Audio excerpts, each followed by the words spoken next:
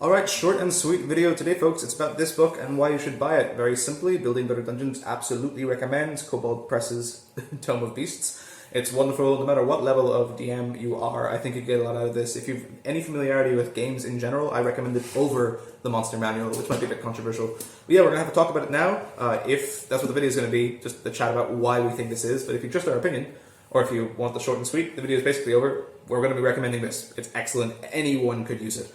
But to talk about why that book is so good, we're going to talk about why this book isn't so good. So the Monster Manual 5th edition does its best under the constraints of its creation, which is to be an accessible folio of monsters. The Wizards of the Coast, the creators, know that new DMs have a lot to keep track of, especially in combat. So a lot of these monsters, especially at lower levels, well, they know it's tricky. So the monsters are simple, they're similar, and they're quite restricted in what they can do. There's not a lot of variation. I mean, off the top of your head, can you tell what the difference between, like, mechanically in combat, a gnoll or an orc or a bugbear or a hobgoblin are?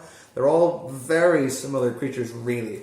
And even at higher levels, it's not perfect. You see a lot of chat online about dragons not really feeling like big mythical creatures, feeling more like sacks of hit points with a fire weapon attached or a breath weapon attached. You see a lot of talk about how aboleths or liches feel really, really interesting in the lore, but then mechanically, the execution, it leaves something to be desired. So yeah, it's not completely unsolvable. This book, which is Keith Amon's The Monsters Know What They're Doing, is a good way to tease as much good stuff out of the source material as you can. I really do recommend it. The Monster Manual gets a lot better when powered up with this supplement, but it's not what we're talking about today. We might do a Monsters Know What They're Doing video. Really do love Keith. But no, what we're doing instead is a Tome of Beasts video. So what differentiates Tome of Beasts from stuff like the Monster Manual? Well, A, the monsters are a lot more complex mechanically. They're a lot more diverse. You have things like creatures scoring interesting new effects that trigger new effects whenever they hit a critical hit. Or you have creatures that are able to inflict utility spells on players like debuffs, like specifically stuff like gaseous form. You have creatures who could make players essentially cast gaseous form on themselves and get stuck in that, which is a very interesting and dynamic thing to happen in the middle of a game. You have stuff like creatures automatically succeeding on certain checks in certain situations to really, cement that they are experts at that thing. All that kind of stuff is very against the design philosophy of 5th edition Dungeons & Dragons, to just try to keep things as simple as possible. But they go even further. The Chesil in here can steal spell slots when it attacks spellcasters. I've used that to great effect in a game. You have some even more bizarre stuff. I'll check my notes real quick. Oh yes, the Risen Reaver, who can steal people's weapons, eat them, and then become sharper. Hopefully I'll have images from the internet of all those creatures floating around me now. That would be quite good. So yeah, you can really just toss any given creature at appropriate CR at your players, and the combat's going to be pretty dynamic and interesting. The vast majority of these guys have a lot more going on than the Monster Manual does, and obviously that means they're a little bit more complicated to run. I mean, sometimes considerably more complicated to run, but you do have the added upside of your combats are never going to be a slog. They're never going to be boring or samey.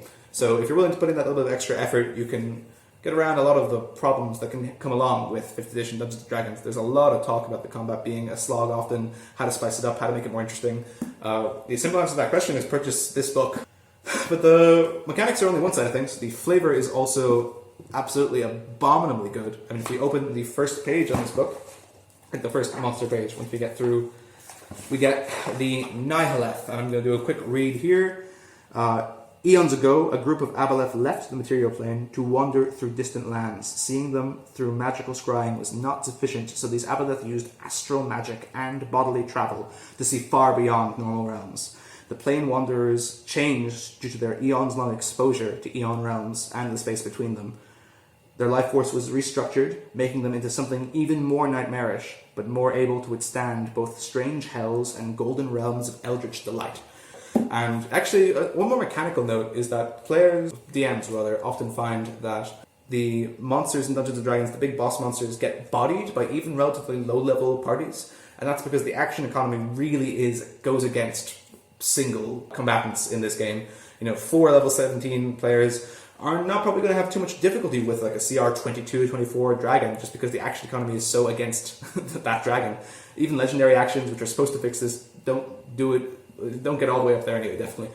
So what the Tome of Beasts does for a lot of its cool big monsters is it has them come equipped with smaller boys. So if you're a brand new DM who doesn't know that you have to space out the action economy in that way, if this is your first book and you open up on the first monster, you're not going to have it be bodied surprisingly. It's going to do the thing you expect it to do, because one of the things it does is spawn nihilithic zombies, which are, if anyone within a mile of it drinks water, they become infected with its horrible curse and become enslaved by the Aboleth, and they're pretty spooky themselves. They can spread the nihilithic curse. It's very cool. It's a very good job. On point, but also it's great for newer players.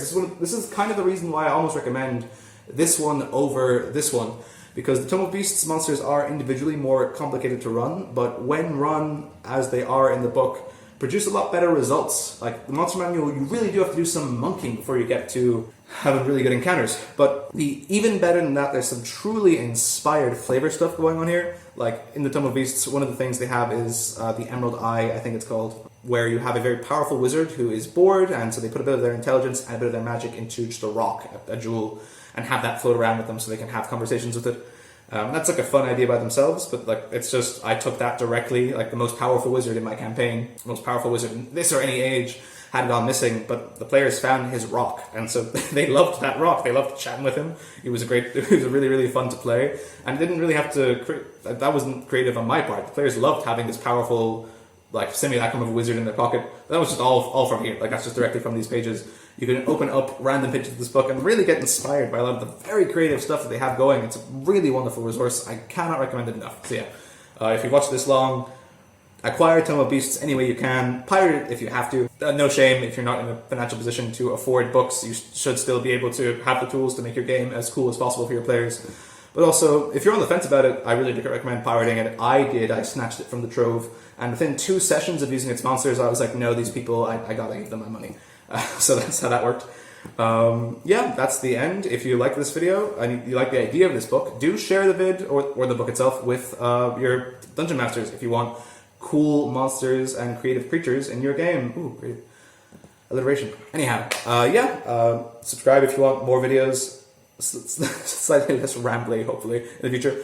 Hang out with us on Discord if you want to talk to some like-minded beings. Actually, very exciting announcement there. We've got a game of, his name is not Ben Garrison, that's the cartoonist. Ben Robbins. Ben Robbins, the wonderful Ben Robbins, who created the game Microscope, which is a collaborative, DM-less, everyone comes together and creates a world-building kind of thing. It's a world-building RPG.